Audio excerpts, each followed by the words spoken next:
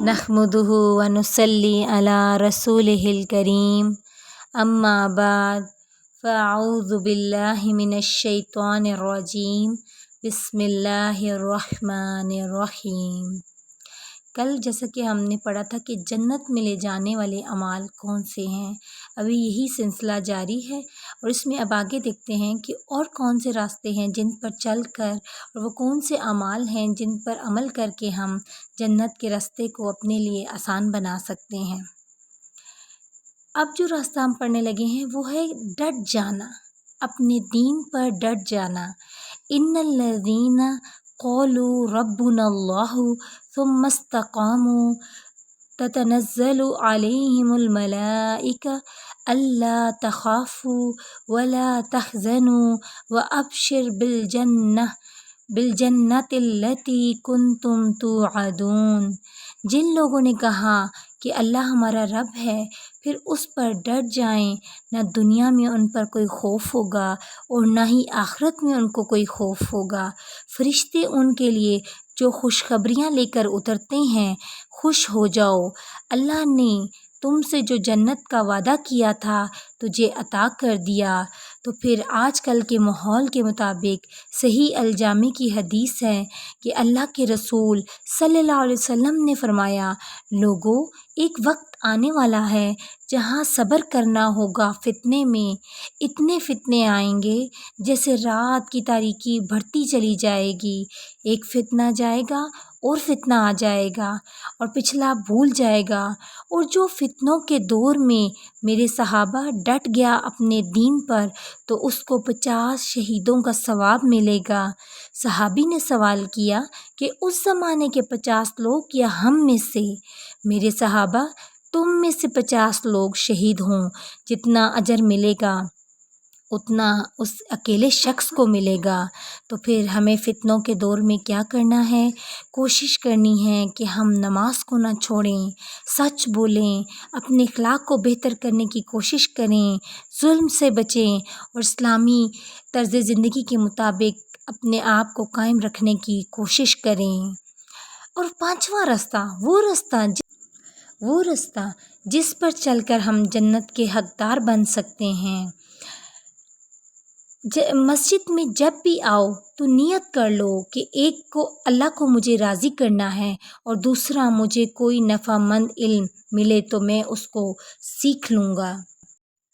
جو شخص علم سیکھنے کے لیے گھر سے نکلتا ہے وہ چلتا تو انہی رستوں پر ہے جن پر باقی انسان چلتے ہیں، لیکن اللہ تعالیٰ اس کے لیے جنت کا راستہ آسان کر دیتے ہیں۔ تو اس طرح جو بھی اللہ کے راستے میں علم سیکھنے کے لیے نکلتا ہے تو اس کے لیے جنت کے راستے آسان ہو جاتے ہیں۔ ابو ذرا رضی اللہ تعالیٰ عنہ، جن کو صرف 7 لاکھ احادیث یاد تھیں، کسی نے پوچھ لیا کہ اس کے لیے آپ نے کتنا سفر کیا؟ تو انہوں نے کہا 30,000 میل تو پیدل سفر کیا۔ تو سننے والے نے کہا کہ صرف اتنا سا؟ تو انہوں نے جواب دیا، سفر تو میں نے اور بھی کیا ہے لیکن 30,000 میل سے آگے میں نے گننا چھوڑ دیا ہے۔ تو اس لیے ہمیں بھی چاہیے کہ ہم علم سیکھیں اور سکھائیں، قرآن کو پڑھیں اور سمجھنے کی کوشش کریں اور اپنے علماء سے ملیں۔ اس طرح ہمارے لیے جنت کا راستہ آسان ہو سکتا ہے۔ اسی طرح اگر آپ وضو کر کے مسجد کا رخ کریں تو آپ صلی اللہ علیہ وسلم نے فرمایا کہ وہ صبح کے وقت جو مسجد میں جاتا ہے یا شام کے وقت مسجد جاتا ہے تو وہ خوش ہو جائے۔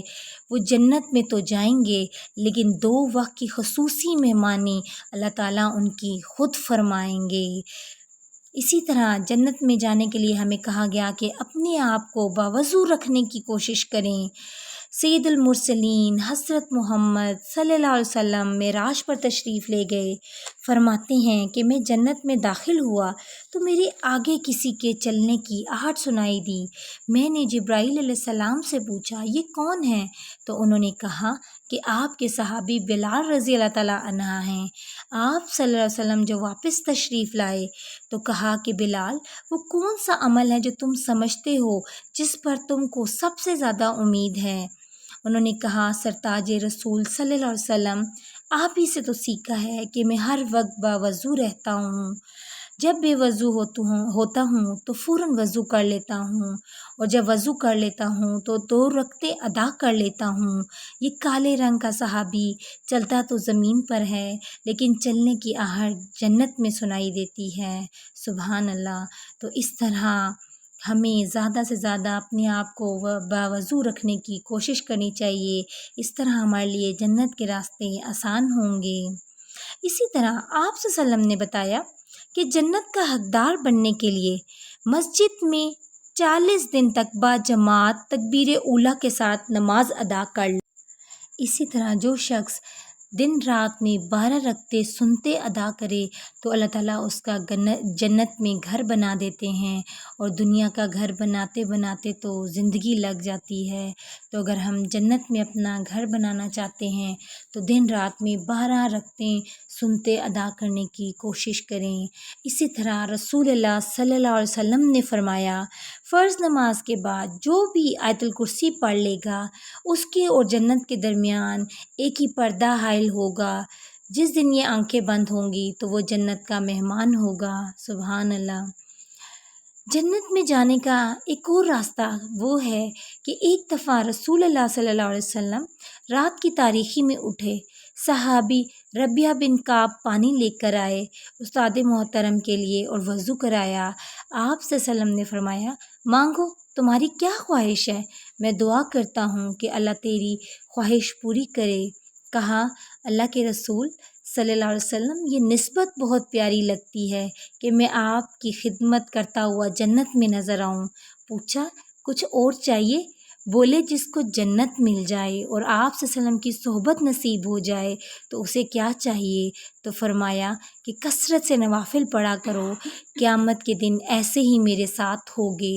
تو اس طرح ہمیں بھی چاہیے کہ ہم بھی کثرت سے نوافل ادا کرنے کی کوشش کریں۔ آپ صلی اللہ علیہ وسلم نے فرمایا کہ جو دنیا میں اللہ کا گھر بناتا ہے اور اس کا مقصد دکھاوا نہ ہو، صرف اللہ کی رضا ہو، اللہ اس کے لیے جنت میں ایک گھر بناتا ہے۔ اور یہ مسجد بنانے کا پروجیکٹ تو ویسے ہی اتنا خوبصورت ہے، جس نے ایک اینٹ رکھی تو اللہ تعالیٰ جنت میں اس کا پورا گھر بنا دیتے ہیں۔ ایک اور بہت ہی خوبصورت عمل جو جنت میں لے جائے گا، آپ صلی اللہ علیہ وسلم نے فرمایا کہ قیامت کے دن آواز آئے گی کہ کہاں ہے میرے پڑوسی؟ اللہ کے پڑوسی سب خاموش ہو جائیں گے۔ جبرائیل علیہ السلام کو حکم ہوگا اور وہ پوچھیں گے کہ اللہ تعالیٰ آپ تو خالق ہیں، کسی کو لائق نہیں کہ وہ آپ کے پڑوسی بنے۔ آپ کی مخلوق میں سے آواز آئے گی، کہاں ہیں مسجدوں کو آباد کرنے والے؟ وہ سب میرے پڑوسی ہیں۔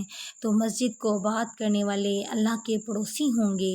ہم مسجدوں کو آباد کیسے کر سکتے ہیں؟ ایسی مسجد جس میں اللہ تعالیٰ کا ذکر کیا جائے، نماز پڑھی جائے، قرآن پڑھا جائے، قرآن کو سیکھا جائے، تو ایسی مسجدیں آباد ہوتی ہیں۔ ہمیں بھی کوشش کرنی چاہیے کہ ہم مسجدوں کو آباد کریں۔ اللہ تعالیٰ ہمیں ایسے اعمال کرنے کی توفیق عطا فرمائیں کہ ہم جنت کے حقدار بن جائیں۔ اللہ تعالیٰ ہم سب کو قرآن پر اور آپ صلی اللہ علیہ وسلم کے بتائے ہوئے طریقے پہ عمل کرنے کی توفیق عطا فرمائے۔ سبحانک اللہم و بحمدک، اشہد ان لا الہ الا انت، استغفرک و اتوب الیک۔ السلام علیکم ورحمۃ اللہ وبرکاتہ۔